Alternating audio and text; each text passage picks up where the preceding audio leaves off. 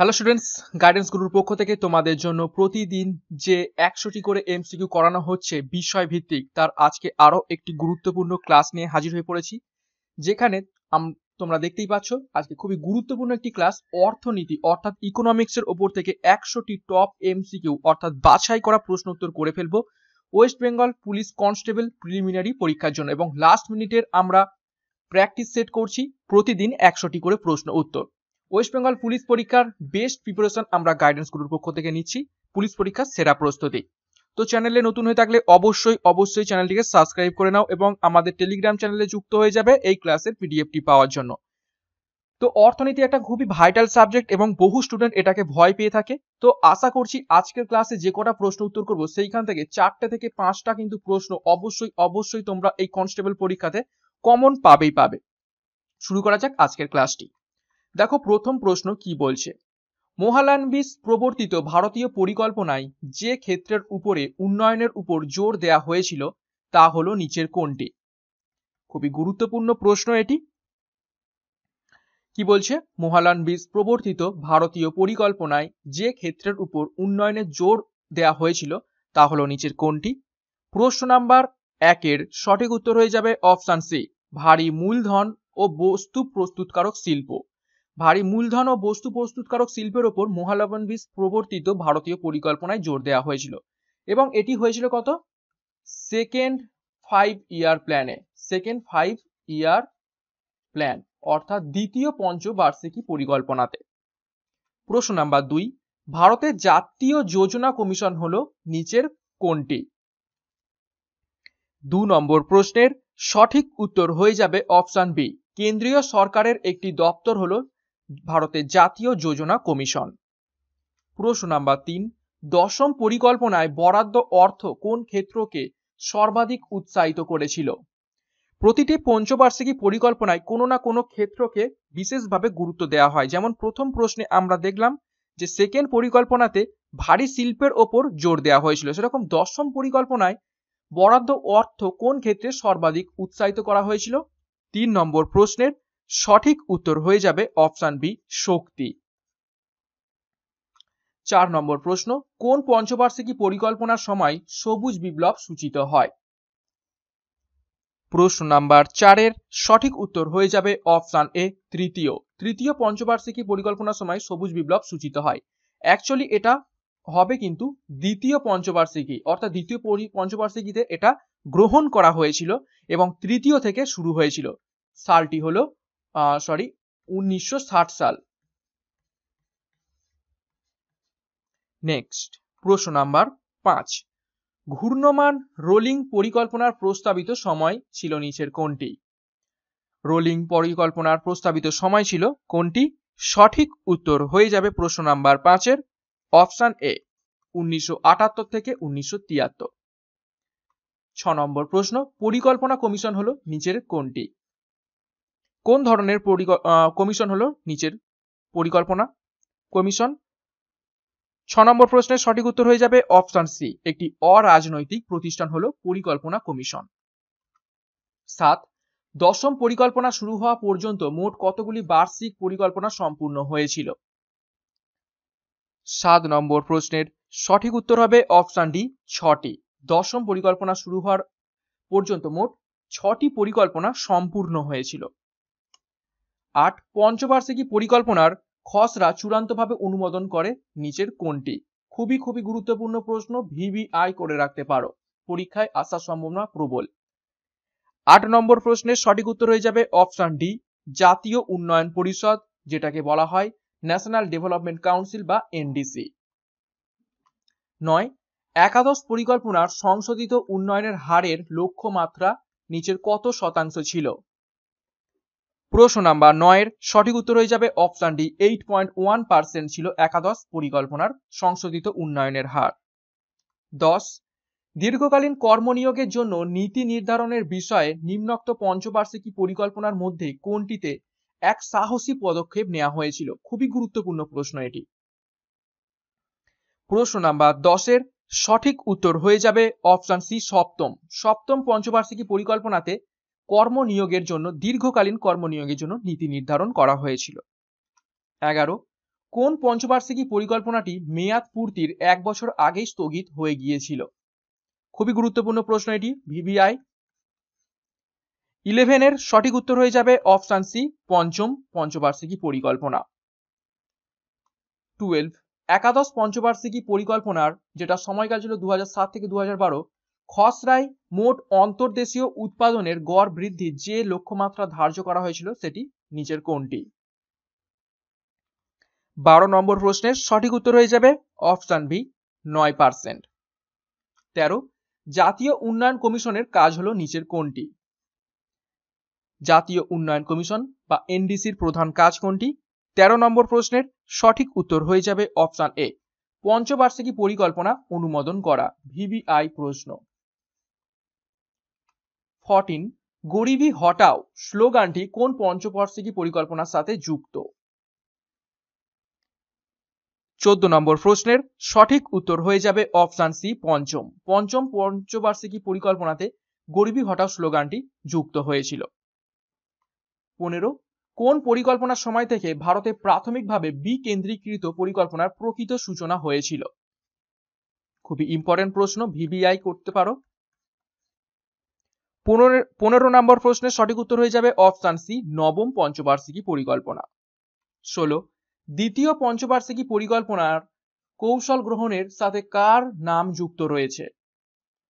16 নম্বর প্রশ্নের সঠিক উত্তর হয়ে যাবে অপশন সি, প্রশান্ত চন্দ্র মহালনোবিস। খুবই গুরুত্বপূর্ণ প্রশ্ন, এটা 1 নম্বর প্রশ্নতেই আমরা দেখেছিলাম, ভিভিআই করতে পারো।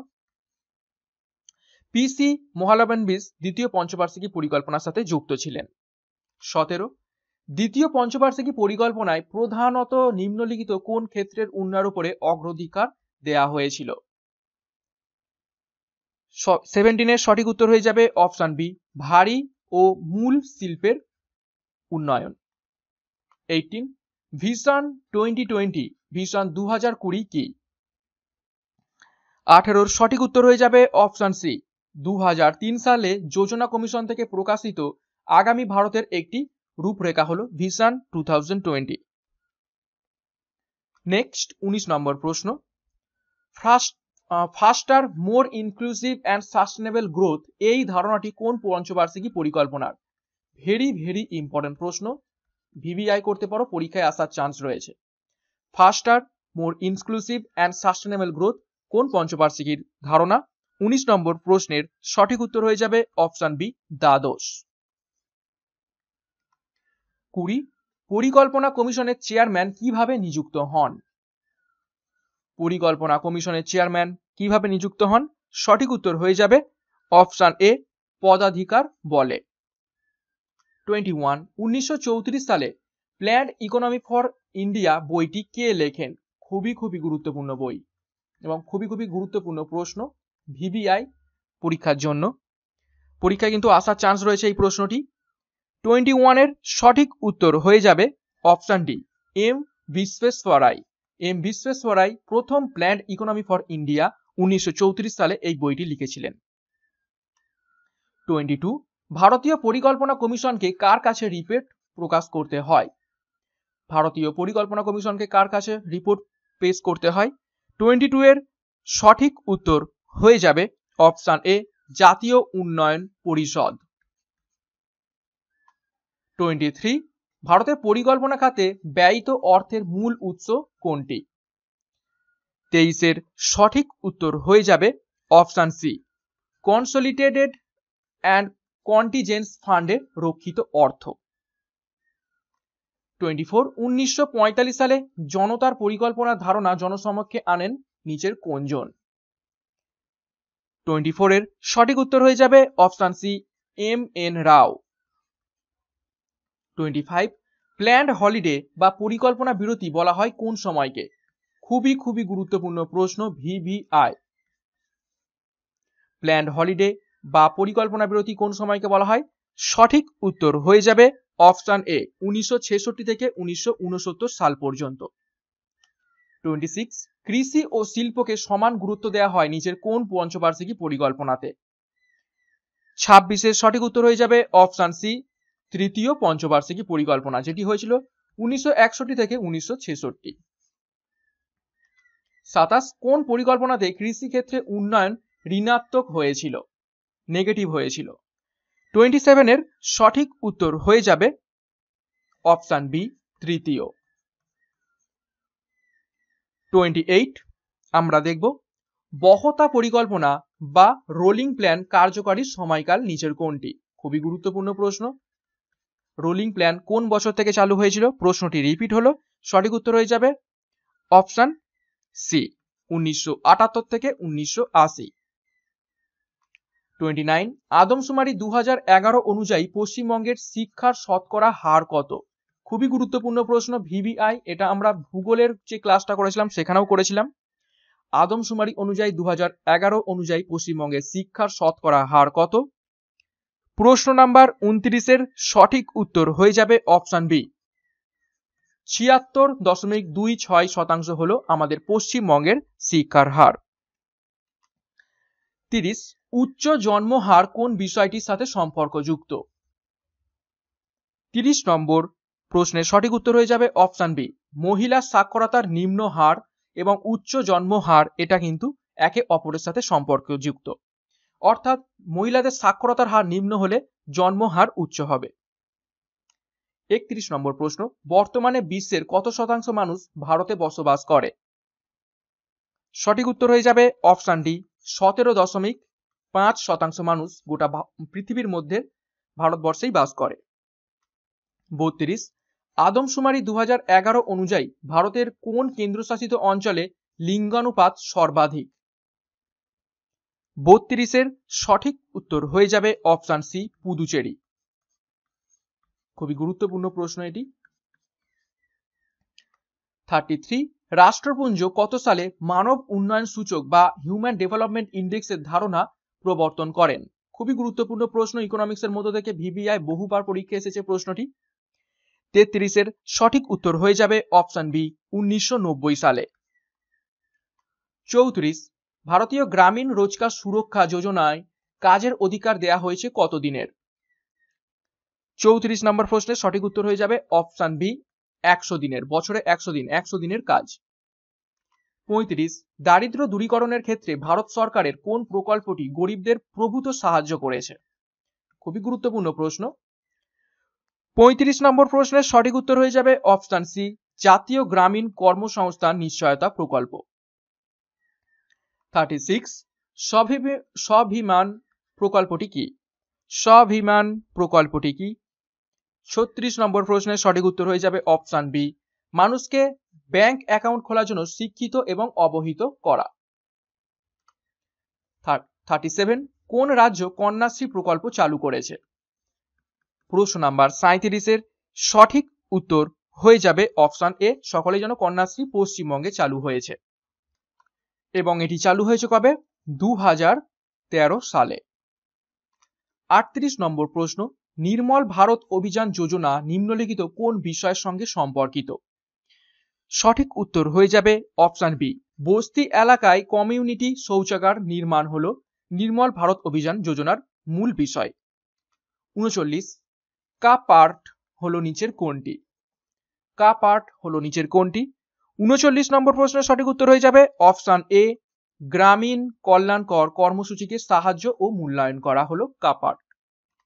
40 কোন দেশের জাতীয় আয় বলতে নিচের কোনটিকে বোঝায়? খুবই গুরুত্বপূর্ণ প্রশ্ন।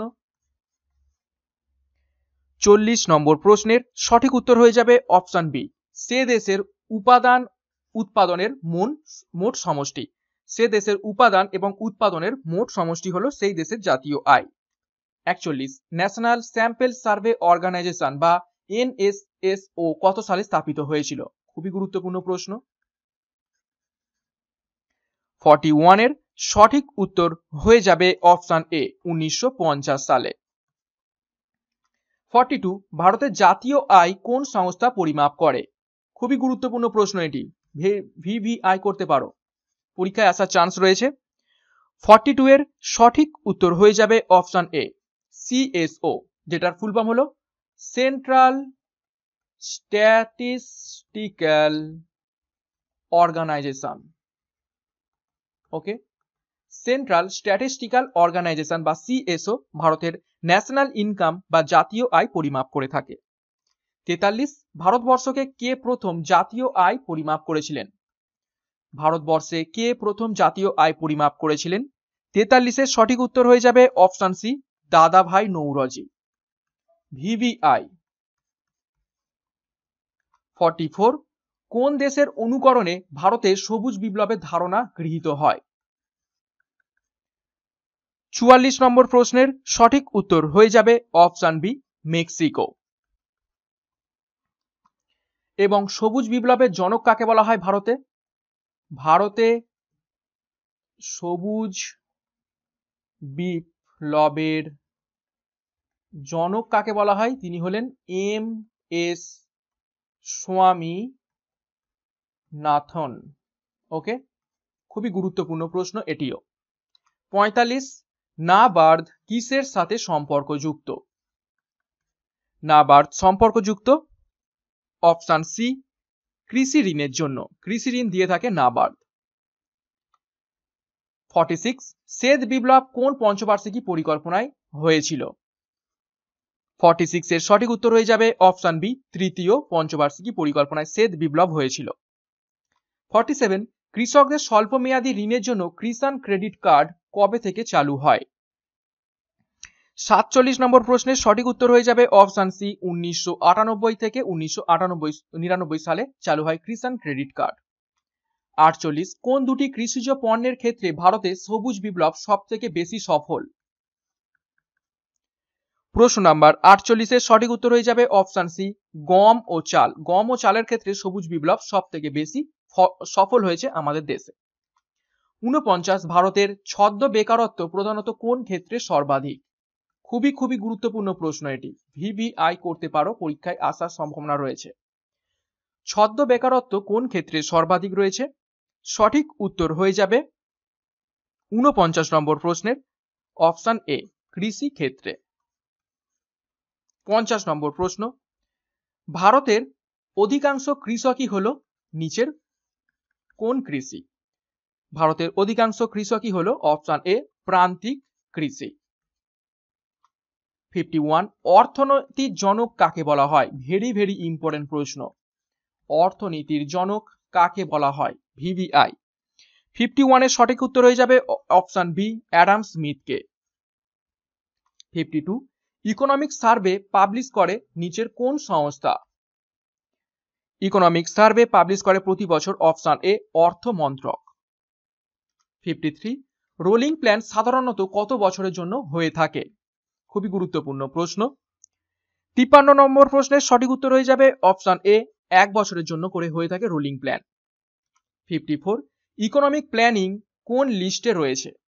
ইকোনমিক প্ল্যানিং কোন লিস্টে রয়েছে? 54 এর সঠিক উত্তর হয়ে যাবে অপশন সি, কনকারেন্ট লিস্ট বা যেটাকে বলা হয় যৌথ তালিকা। ওকে, যৌথ তালিকাতে এটি রয়েছে। 55 ভারতের অর্থনীতিতে কৃষি ক্ষেত্রের অবদান কি রকম পরিবর্তন হচ্ছে? প্রশ্ন নাম্বার 55 সঠিক উত্তর হবে অপশন বি, কমছে। অর্থাৎ কৃষি ক্ষেত্রের অবদান ধীরে ধীরে কমছে। এর মাধ্যমে আমরা বলতে পারি যে ভারত ধীরে ধীরে উন্নত দেশে পরিণত হচ্ছে। উন্নত দেশে পরিণত হচ্ছে। ওকে, নেক্সট 56 ভারত মিশ্র অর্থনীতি হিসাবে স্বীকৃত নিয়েছে কোন সময় থেকে? 56 সঠিক উত্তর হয়ে যাবে অপশন বি, 1948 সালের ইন্ডাস্ট্রিয়াল পলিসি অনুযায়ী ভারত মিশ্র অর্থনীতি বা মিক্স ইকোনমি স্বীকৃতি নিয়েছে। খুবই ইম্পর্টেন্ট প্রশ্ন, ভিভিআই। 57 ভারতের পঞ্চবার্ষিকী পরিকল্পনার ধারণাটি দিয়েছেন নিচের কোনজন? 57 এর সঠিক উত্তর হয়ে যাবে অপশন এ, জওহরলাল নেহেরু। 58 চতুর্থ পঞ্চবার্ষিকী পরিকল্পনা সফলতার পথে কাঁটা হয়ে দাঁড়িয়েছিল নিচের কোনটি? 58 এর সঠিক উত্তর হয়ে যাবে অপশন ডি, ওপরের সবকটি। অর্থাৎ বাংলায় উদ্বাস্তুদের সমস্যা, পাকিস্তানের সাথে যুদ্ধ এবং স্বল্প বৃষ্টি সবগুলোই চতুর্থ পঞ্চবার্ষিকী পরিকল্পনার সফলতার পথে কাঁটা হয়ে দাঁড়িয়েছিল। 59 কৃষিক্ষেত্রে উৎপাদন বৃদ্ধির হার ঋণাত্মক হয়েছিল কোন পরিকল্পনাতে? এই প্রশ্নটি আবারও রিপিট হলো, একটু আগেই এই প্রশ্নটি আমরা করলাম। সঠিক উত্তর হয়ে যাবে অপশন সি, তৃতীয় পরিকল্পনাতে। 60 ন্যাশনাল ডেভেলপমেন্ট কাউন্সিল, যেটাকে আমরা বলে থাকি এনডিসি, প্রতিষ্ঠিত হয়েছিল কত সালে? খুবই গুরুত্বপূর্ণ প্রশ্ন, ভিভিআই করতে পারো, পরীক্ষায় আসার চান্স কিন্তু প্রবল রয়েছে। 60 নম্বর প্রশ্নের সঠিক উত্তর হয়ে যাবে অপশন সি, 1952 খ্রিস্টাব্দে। 61 নম্বর প্রশ্ন, ভারতের অর্থনীতি হলো নিচের কোন প্রকৃতির? 61 নম্বর প্রশ্নের সঠিক উত্তর হয়ে যাবে অপশন বি, মিশ্র অর্থনীতি। একটু আগেই দেখলাম যে 1948 সালের ইন্ডাস্ট্রিয়াল পলিসি থেকে ভারত মিশ্র অর্থনীতি বেছে নিয়েছে। 62 ভারতের বিশেষ অর্থনৈতিক অঞ্চল গঠনের মূল উদ্দেশ্য কি? 62 নম্বর প্রশ্নের সঠিক উত্তর হয়ে যাবে অপশন এ, মুখ্যত রপ্তানি ক্ষেত্রকে প্রসারিত করার জন্য কিছু করমুক্ত বিশেষ উন্নত কেন্দ্র তৈরি করা ভারতের বিশেষ অর্থনৈতিক গঠনের মূল উদ্দেশ্য ছিল। 63 নিম্নে বর্ণিত কোনটি ভারতের ভবিষ্যৎ শিল্পায়নের ক্ষেত্রে সর্বাধিক গুরুত্বপূর্ণ? খুবই গুরুত্বপূর্ণ প্রশ্ন। 63 সঠিক উত্তর হয়ে যাবে অপশন সি, পরিকাঠামোগত সুযোগ সুবিধা বৃদ্ধি করা ভবিষ্যৎ শিল্পায়নের ক্ষেত্রে সবথেকে গুরুত্বপূর্ণ। 64 মূলধন কাকে বলে? 64 সঠিক উত্তর হয়ে যাবে অপশন সি, উৎপাদনের জন্য প্রয়োজনীয় সমস্ত উপকরণকেই বলা হয় মূলধন। 65 ভারতের নতুন আর্থিক নীতি চালু হয়েছে কত সালে? ভারতে নতুন আর্থিক নীতি চালু হয়েছে কত সাল থেকে? সঠিক উত্তর হয়ে যাবে অপশন ডি, 1991 সাল থেকে। এটি ভিভিআই, পরীক্ষায় আসার চান্স রয়েছে। 66 সরকারি নিয়ম অনুসারে বর্তমানে বিশেষ অর্থনৈতিক অঞ্চল সেজ জন্য অনুমোদন সর্বোচ্চ জমির পরিমাণ কত? সরকারি নিয়ম অনুসারে বর্তমানে বিশেষ অর্থনৈতিক অঞ্চল বা সেজের জন্য অনুমোদিত সর্বোচ্চ জমির পরিমাণ কত? 66 এর সঠিক উত্তর হয়ে যাবে অপশন ডি, 5000 হেক্টর। পশ্চিমবঙ্গের প্রথম বিশেষ অর্থনৈতিক অঞ্চল পশ্চিমবঙ্গ। পশ্চিমবঙ্গের প্রথম বিশেষ অর্থনৈতিক অঞ্চল কোনটা? ফলতা। ওকে, এবং ভারতের কোনটা? ভারতের কান্ডালা। ওকে, নেক্সট 67 রাউরকেল্লা ও দুর্গাপুরে লৌহ ইস্পাত কারখানা পরিকল্পিত হয় কোন পঞ্চবার্ষিকী পরিকল্পনায়? সঠিক উত্তর হয়ে যাবে অপশন বি, দ্বিতীয় পঞ্চবার্ষিকী পরিকল্পনায়। আমরা দেখেছি যে দ্বিতীয় পঞ্চবার্ষিকী পরিকল্পনায় ভারী শিল্পের উপর গুরুত্ব দেওয়া হয়েছিল, তো অবশ্যই সঠিক উত্তর হয়ে যাবে রাউরকেল্লা এবং দুর্গাপুর লৌহ ইস্পাত শিল্প একটা ভারী শিল্প, তো দ্বিতীয় পঞ্চবার্ষিকী পরিকল্পনায় এটা শুরু হয়েছিল। দেখো ওএনজিসি এর পুরো কথাটি কি? সঠিক উত্তর হয়ে যাবে 68 option B, oil and natural gas corporation limited. খুবই গুরুত্বপূর্ণ প্রশ্ন। 69 জাতীয় খনিজ নীতিতে 1993 সালে যেটি হয়েছিল, কোন খনিজের ক্ষেত্রে বেসরকারি বিনিয়োগের অনুমোদন প্রদান করা হয়? 69 নম্বর প্রশ্নের সঠিক উত্তর হয়ে যাবে অপশন এ, কয়লা। 70 বোকারো ও ভিলাই স্টিল প্ল্যান্ট কোন দেশের সহায়তায় নির্মিত হয়েছিল? খুবই গুরুত্বপূর্ণ প্রশ্ন। 70 এর সঠিক উত্তর হয়ে যাবে অপশন বি, সোভিয়েত ইউনিয়ন। 71 অর্থনীতিতে টেক অফ স্টেজ বলতে কি বোঝায়? খুবই গুরুত্বপূর্ণ প্রশ্ন। অর্থনীতিতে টেক অফ স্টেজ বলতে বোঝায় অপশন এ, নিয়ত বৃদ্ধির শুরু, অর্থাৎ অর্থনীতি ধীরে ধীরে ওপরের দিকে উঠতে শুরু করেছে। 72 ভারতের 70% কর্মী নিযুক্ত রয়েছেন নিচের কোন সেক্টরে? 72 এর সঠিক উত্তর হয়ে যাবে অপশন বি, প্রাইমারি সেক্টরে নিয়োজিত রয়েছেন 70% কর্মী, এবং প্রাইমারি সেক্টর কি? কৃষি ক্ষেত্র, এইগুলো। 73 ভারতের অর্থনৈতিক পরিকল্পনা সম্পর্কে বলা যাবে না নিচের কোনটি?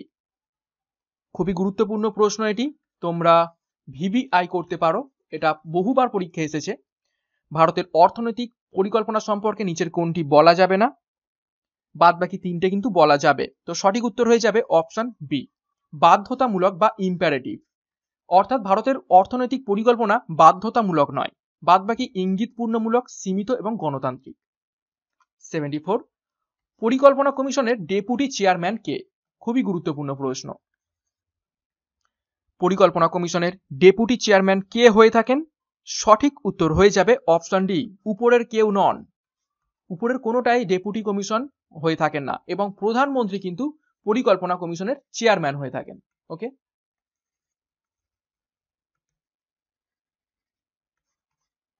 নেক্সট 75 পরিকল্পনা কমিশনের ডেপুটি চেয়ারম্যান নিচের কোনটি? 75 এর সঠিক উত্তর হয়ে যাবে অপশন সি, পদের সম্মান ক্যাবিনেট মন্ত্রীর সমান। অর্থাৎ একটু আগে দেখলাম যে দেখো 74 এর প্রশ্নটা উপরের কোনোটি নয়, তো তোমাদের মধ্যে প্রশ্ন আসতে পারে তো উপরে যখন কোনোটি নয় তাহলে ডেপুটি চেয়ারম্যান কে হয়ে থাকেন পরিকল্পনা কমিশনের? তো সঠিক উত্তর হয়ে দেখো পদের সম্মান ক্যাবিনেট মন্ত্রীর সমান। অর্থাৎ এমন একজন ব্যক্তি হয়ে থাকেন যার যে পদটা রয়েছে এই সেটা হচ্ছে ক্যাবিনেট মন্ত্রীর সমান। 76 বিকেন্দ্রীকরণ ব্যবস্থা সুপারিশ করেছিলেন নিচের কোনজন? 76 এর সঠিক উত্তর হয়ে যাবে অপশন সি, বলবন্ত রায় মেহতা। 77 রোলিং প্ল্যানের কৌশল যখন গ্রহণ করা হয়েছিল তখন প্রধানমন্ত্রী কে ছিলেন? খুবই গুরুত্বপূর্ণ প্রশ্ন এটি। VVI। 77 এর সঠিক উত্তর হয়ে যাবে অপশন সি, মোরারজি দেসাই। মোরারজি দেসাই প্রথম রোলিং প্ল্যান কৌশলটি গ্রহণ করেছিলেন। 78 পরিকল্পনা কমিশনের কাজ নিচের কোনটি? 78 এর সঠিক উত্তর হয়ে যাবে অপশন এ, পরিকল্পনা প্রস্তুত করাই পরিকল্পনা কমিশনের প্রধান কাজ। 79 দেখো ভারতীয় পরিকল্পনার সাফল্যের মধ্যে আমরা নিচের কোনগুলোকে অন্তর্ভুক্ত করতে পারি? অপশনগুলো দেখো, শক্তিশালী পরিকাঠামো গঠন, শিল্প এবং রপ্তানি ক্ষেত্রে বৈচিত্র্যতা, জাতীয় আয়ের উচ্চ বৃদ্ধি এবং মূল্যের ওপর শক্তিশালী নিয়ন্ত্রণ। তো নিচের কোনটা আমরা অন্তর্ভুক্ত করতে পারি পরিকল্পনার সাফল্যের মধ্যে? 79 এর সঠিক উত্তর হয়ে যাবে শুধুমাত্র অপশন এ, 1 এবং 2। অর্থাৎ শক্তিশালী পরিকাঠামো গঠন এবং শিল্প এবং রপ্তানি ক্ষেত্রে বৈচিত্র্যতা, এই দুটোই শুধুমাত্র আমরা পরিকল্পনা সাফল্যের জন্য অন্তর্ভুক্ত করতে পারি। 80 নম্বর প্রশ্ন, ভারতীয় পরিকল্পনা কমিশন সম্পর্কে নিচের কোন বিবৃতিটি সঠিক? ভারতীয় পরিকল্পনা কমিশন সম্পর্কে নিচের কোন বিবৃতিটি সঠিক? 80 নম্বর প্রশ্নের সঠিক উত্তর হয়ে যাবে অপশন ডি, উপরের সবকটি। অর্থাৎ ভারতীয় সংবিধানে সংজ্ঞায়িত করা হয় না, এর সদস্য এবং ভাইস চেয়ারম্যান কাজের কোনো স্থায়ী সময়কাল নেই এবং সদস্যের কোনো ন্যূনতম শিক্ষা প্রয়োজন হয় না। 81 দেখো ভারতে আর্থিক নীতি প্রণয়নে কোন প্রতিষ্ঠান সরাসরি যুক্ত? 81 এর সঠিক উত্তর হয়ে যাবে option A, reserve bank of India RBI সরাসরি যুক্ত রয়েছে আর্থিক নীতি প্রণয়নে। 82 সমপর্যায়ভুক্ত ব্যক্তিদের নিয়ে গঠিত স্বনির্ভর সংস্থাগুলির সাহায্যে ক্ষুদ্র ঋণ পরিচালনার জন্য শীর্ষস্থানীয় সংস্থা নিচের কোনটি? 82 এর সঠিক উত্তর হয়ে যাবে অপশন ডি, কৃষি ও গ্রাম উন্নয়নের জন্য ন্যাশনাল ব্যাংক, যেটা হলো NABARD। ওকে, খুবই গুরুত্বপূর্ণ প্রশ্ন।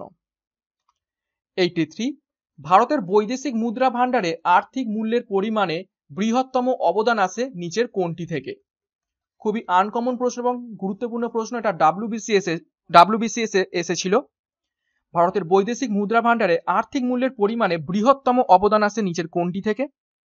সঠিক উত্তর হয়ে যাবে অপশন বি, সফটওয়্যার পরিষেবা থেকে। সফটওয়্যার পরিষেবা থেকে এটি আসে। 84 ভারতীয় রিজার্ভ ব্যাংক নিম্নলিখিত হারগুলির মধ্যে কোনটি নির্ধারণ করে না? নিচের কোন হারটি রিজার্ভ ব্যাংক নির্ধারণ করে না? বাদবাকি তিনটে করে। 84 এর সঠিক উত্তর হয়ে যাবে option D, prime lending rate. Prime lending rate এটি করে না রিজার্ভ ব্যাংক, বাদবাকি CRR, SLR এবং রেপো রেট ঠিক করে রিজার্ভ ব্যাংক।